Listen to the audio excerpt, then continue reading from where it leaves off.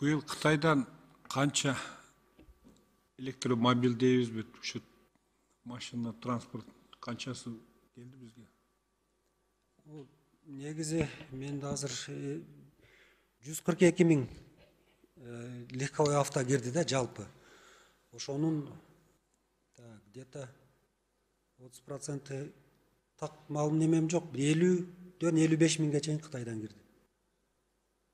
Кытайдан келди. Аны реэкспорт кылдыңарбы же биздин Кыргызстанда калып атты? Алардын растамошкасы бар, электромобилдики кандай болот? Жок да. Же реэкспортто мисалы Россия кеткен болсо же Өзбекстан кеткен болсалар сөзсүз биздинде растамошка болобу, болбойбу? Биздин электромобилдер бизге импорт болгондо полный бизде обнуление, пошлина 0, НДС 0, таможенный сборго да төлөйт. Анан кийин эгерде Россияга алып чыгып кетем же Казакстанга же башка өлкөлөрүнө алып чыгып кетсе, бизде пошлинаны төлөйт, НДС по назначению төлөп алып кете берет. Бирок растамошка бизде болот, таможенный оформление бизде болот, декларацияны биз беребиз. Ошондо бир машина канча долларга, доллар менен эсептейсең, канча растамошка канча болду суммасы ошо бир машина? Мына 142 машина мен немет берем. Орто эсеп менен где-то $4000 да бир платить. $4000. Ошондо $4000 растамошка кылыш үчүн анын стоимости канча болуш керек транспорттун? Стоимости бир 20 миңден кем болбош керек. 20 миңден кем болбойт. Бирок ошо автотранспорттун суммасы Кытайда минимальный 40 миң, максимальный bir 70 миң, 60 миң доллар да. А бизге келип эмне болар азайып кетип аткан?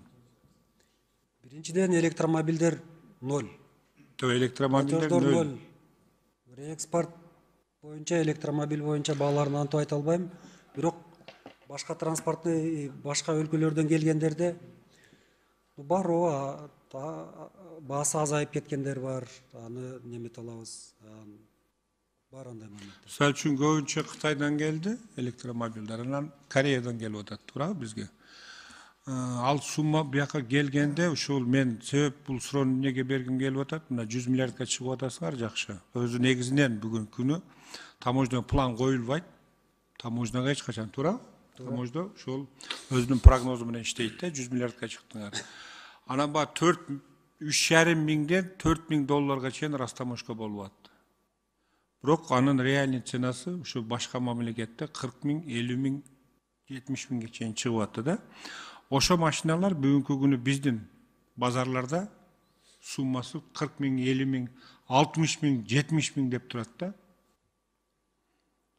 Ушуганда жок. Анан бүгүнкү 100 миллиардтын ошо именно транспорттан түшкөн каражаты канча болду? Бул жерде растамошкасы. Именно транспорттан. Сурооңузга рахмат. Бул жерде азыр общий маалымат бердиңиз. Бизге конкретно болсо, по фактучу, муну боюнча эмнеге мынандай десе, ошондо тагыраак жооп берет элем да, чын айтсамчы. Мен тагыраак эле берип атам го. Бул общий болуп калды. Кытайдан келген машина, силер айтып атасыңар, растамошка канчадан десем, $3,5 миң, $4,000 деп атасыңар. Орто эсеп менен $3,5 миң, $4,000 болуш үчүн ошо машина канча туруш керек? Туурабы? Ошону айтып атам. Мен эми так эле суроо берип атам. Бүгүнкү күнү ошо машиналар биздин базарларда турат 40 миң, $50 миң деп. А силер айтып атасаңар 20 миңге чейин биз аны инвойс дейсиңер, бая кандай дейт, баасын. Ошондой дейт, ошону көргөзүп атасыңар. Бул бир. Экинчи. Быйылкы жылы 2023 2022 растамошканын суммасы көбөйдүбү? Бай килолап аласыңар, тонналап аласыңарбы, же квадратный метрин аласыңарбы? Мисалы үчүн 2020 же 2021 килосуна монча доллардан алсаңар, быйыл канча доллардан алып атасыңар? Ушу көбөйдүбү? Сурооңузга рахмат. Платеж көбөйдү. Азыркы жок, растамошканын килосуна деби же тоннасына аягынан билбейм, растамошканын ошол. Уруксат берсеңиз мен общий маалыматты берип коеюн. Биринчи, баягы биз айтып атпайбыз, 11 айда 100 миллиард, 700 миллион чогулттук деп. Бул биздин бюджетке түшкөн акча да. Фактически 11 айда биз 121 миллиард чогулттук. 21 миллиард биз пошлинаны 41 миллиард чогулттук. ЕСтен 20 миллиард алдык да өзүбүзгөчү. 21 ушундай да, так азыр немете албай атам. Ошондо биздин фактически чогултканыбыз негизи көбүрөөк. Men düşünüp atam, çoğultkanımızga reň tuura. Bu 2 yılı bayağı dinamika östü. Jakşı oldu. Biroq Moğol 2020 yılı Rastamoşka $1 bolsa Rastamoşkanın bası. Bu yıl şu $2 bolup kaldı degen gana düşünüktü berdim. Tarif. İskender İsmailович, бұл суроону мага буга чейин да бердиңиз эле. Мен сизге буга чейин да толук жооп бергенмин, бирок бири-бирибиз түшүнө албай атабыз да. Бизде мына бажы кызматы, ээптеги бажы өлкөлөрдүн мүчөлөрү да единый таможенный тариф деген бар. 5 өлкө бекиткен ээптин чечими менен. Ошол тарифте ар бир товардын өзүнүн коду бар. Өзүнүн кодуна жараша платеж бар. Ал жерде килограмм деген да бар.